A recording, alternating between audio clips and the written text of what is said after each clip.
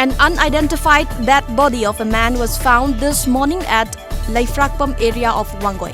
As per reports, the body was noticed by passers-by. Further details are awaited.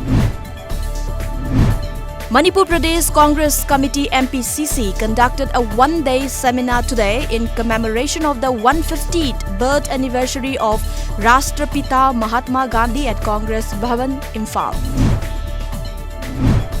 12 Assam rifles posted in TOMTV recovered 50 packets of brown sugar worth more than Rs 1 crore in the wee hours of today. According to reports, the security team noticed a suspicious-looking man nearby the forest in TOMTV. When security personnel asked him to stop, he ran away, leaving behind the contraband items.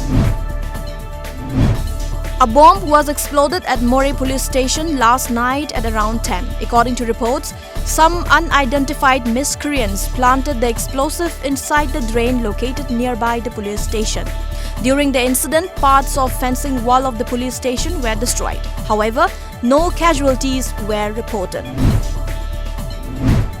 The legislature party leader of Naga People's Front (NPF), T.R. Jeliang, reiterated the party's stand for inclusion of all Naga groups in the final agreement on the Naga political issue.